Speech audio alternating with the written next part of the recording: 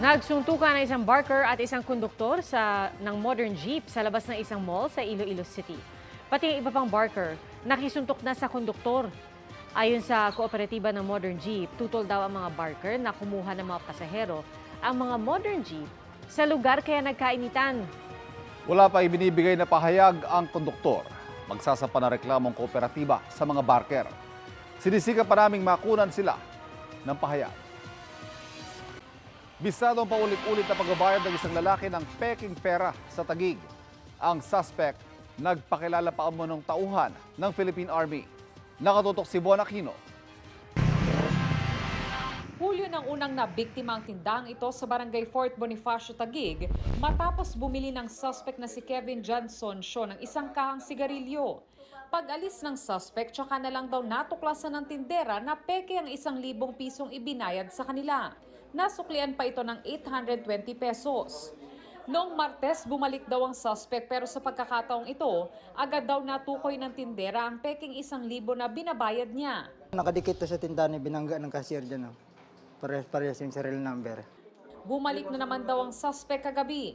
Nakita siya ngayon ng pamangkin kong babae. Yan din ang nagbayad sa akin nung nakaraan na sinabihan ko nahuli ko, peke yung pera mo. Ayun na, sabi ko i-hold na. Agad naman daw dumating ang mga taga-barangay at dinala nila ang suspect sa presinto. Nakita natin almost 10,000 worth ng mga counterfeit na money.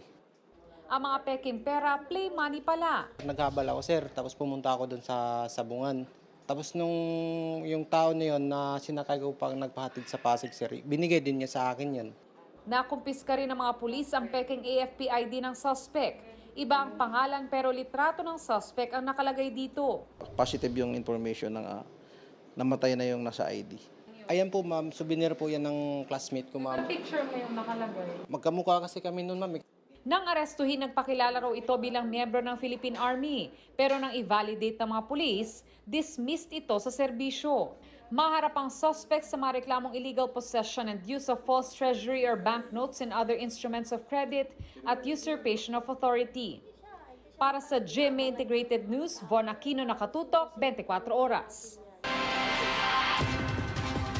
Magkasamang nag-inspeksyon ang Bureau of Immigration at Philippine Coast Guard sa reclamation site sa Pasay City. Bukod sa pagsiguro na natigil ang mga operasyon, nais ding matiyak na legal ang mga dayuhang nagtatrabaho sa lugar. Nakatutok si Katrina Son. Ilang araw matapos ipatigil ni Pangulong Bongbong Marcos ang aktibidad sa reclamation areas sa Maynila, mahigpit pa rin ang pagbabantay ng Philippine Coast Guard. Nasa 50 to 60 na PCG ang nakastandby at nakatutok para masiguro na masusunod ang pansamantalang pagpapatigil sa reclamation sa lugar. Mga magdadala lang daw ng mga supply ng pagkain ang papayagan. Wala po tayo makitang movement ng mga vessels na engaged sa reclamation projects. And also, even before nga na-release yung formal document na declaring yung suspension ng reclamation, these companies, in advance po na sila ng PRA, so they have already suspended their operations. Kahapon, kasama ang PCG, nag-inspeksyon ang Bureau of Immigration sa mga dredging vessels sa mga reclamation sites sa Pasay City para raw masiguro na sumusunod sa immigration law ang mga manggagawang foreign nationals. Sabi ni BI Commissioner Norman Tansinco, kailangan kumuha ng work visa o permit ang mga foreign national na nagsasagawa ng commercial activities sa bansa. Mula kahapon, 3 vessel na ang nainspeksyon ng BI. Ang MV Mahua na may 14 na Chinese nationals at 8 Filipino crew. MV Lianglong na may 17 na Chinese nationals at 2 Filipino crew. At MV Junhai 5 na may 28 Chinese crew. Patuloy naman ang pag-aaral ng Philippine Reclamation Authority o PRA kaugnay sa ipinahintong proyekto. The President right now is exercising his right to review. Pero po yung tama po kayo, this is to mitigate the effect. Titingnan nila, repasuhin nila ano ba yung medyo mali kung bakit ganun ang dating ng reclamation sa mga tao. Para sa GMA Integrated News, Katrina Son, nakatutok, 24 oras.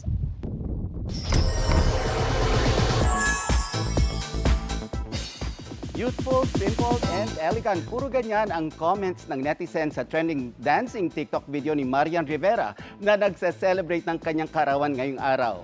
Yan ang chika ni Aubrey Carampel.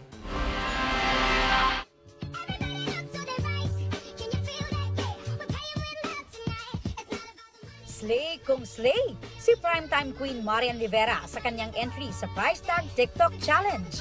Pinuri ng netizens ang smooth na galaw niyan na naka-streetwear outfit at cap.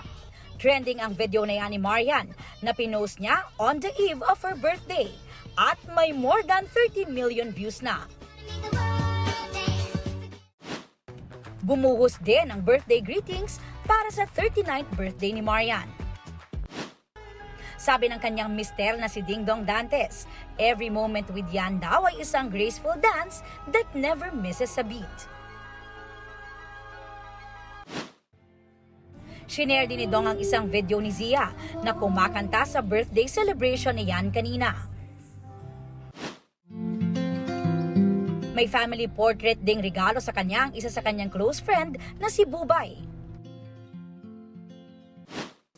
Kahapon, may special birthday treat din si Yan para sa cast at production team ng kanyang upcoming GMA Family series na Against All Odds. May you have many more birthdays to come. Maraming salamat sa iyo for your generosity and for your kindness. Nag-trend din recently ang isang TikTok video ni Kiray kung saan nag-transition siya into her ate Yan. Thank you sa maliit na panahon pero talagang maging magkaibigan na agad tayo. Maraming salamat kasi marami ka napapasaya and na-inspire ng mga tao. Ano naman kaya ang birthday wish ni Marian? Masyadong madami. Sana magtuloy-tuloy itong mga pagtitiping, maraming masaya. Sobrang thankful ako kasi dito sa set namin parang 24 oras yata nakatutok sila sa akin at inaalagaan ako. Kaya very thankful. Aubrey Carampel, updated sa showbiz happenings. Mga kapuso, balikan po natin sa tindi ng baha sa isang subdivision sa Barangay Tumaga sa Zamboanga City. Inanod na ang sasakyang yan at kalahating bahagi ng sasakyan ang nakalubog sa baha. Ang iba namang sasakyan, bubong na lang ang kita.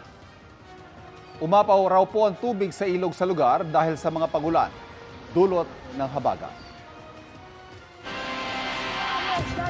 Fire's on Front Street! The fire's on Front Street! Dali-dali nagbabala ang isang crew sa mga nasa bangka sa pier na ang lahaina sa gitna ng nangyayaring wildfire sa isla ng Maui sa Hawaii. Sa ngayon, patuloy pa rin tinutupok ang ilang bahagi ng isla. Sa pinakahuling tala, umabot na sa 67 ang nasawi, habang patuloy pa rin ang search and rescue operation ayon sa mga otoridad. Hindi pa rin tukoy ang kabuang bilang ng mga nasaktan. Mahigit 1,000 infrastruktura na ang napinsala at libo-libo na rin ang mga nawala ng tirahan.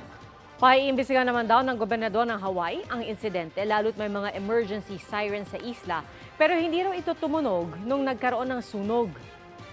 Muling nagpaalala ang Philippine Consulate General sa Honolulu sa mga Pilipinong apektado na agad makipag-ugnayan sa kanila.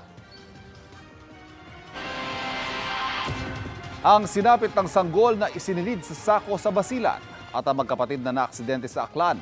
Paspasan natin ang iba pang mga balita.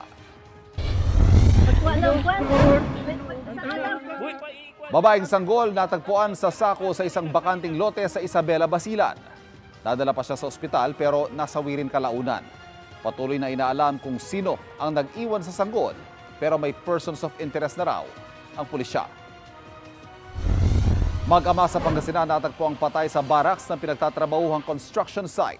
Base sa investigasyon, pinukpok na matigas sa bagay sa ulo ang tatay habang sinakal naman ang anak.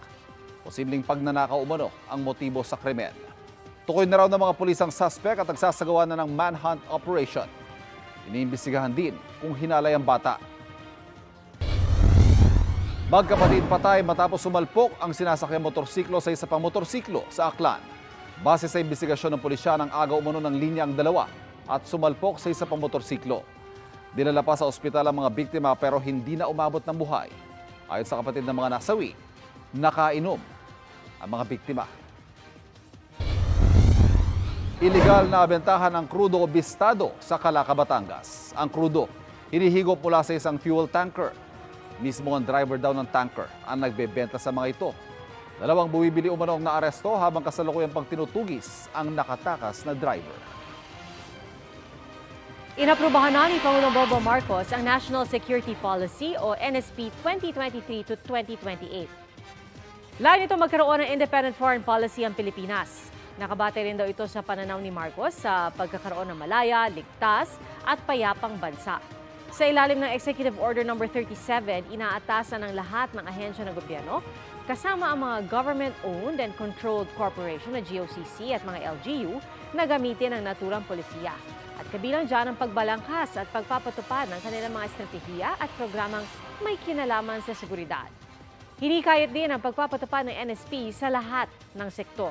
Layon daw nito gawing isa ang hakbang ng lahat sa pagtugon sa mga isyong pangseguridad ng bansa. Magbibigay naman ng technical assistance ang National Security Council at magmomonitor din sila katuwang ng National Security Advisor para matiyak ang pagpapatupad ng NSP sa lahat ng ahensya at tanggapan ng gobyerno.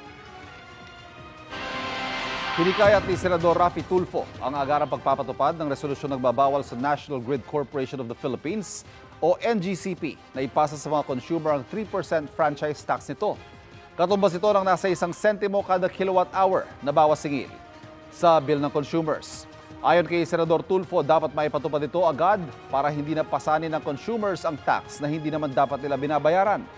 Iniling niya sa nakaraang public hearing sa Energy Regulatory Commission na bawiin ang pagpayag nito noong 2011 na ipasa ng NGCP sa customer ang franchise tax. Pagtatama lang po sa ulat ng 24 oras kahapon, si Senador Tulfo ang chairman ng Senate Committee on Energy. Susunod, tindahan ng cellphone sa Gensan sinalakay ng mga hold-upper. At empleyado ng MMDA hindi makapagretiro dahil sa mahigit 100,000 pisong bayarin umano niya sa cellphone na inisyu ng ahensya. Tuloy-tuloy ang pagtuto dito sa 24 Oras Weekend.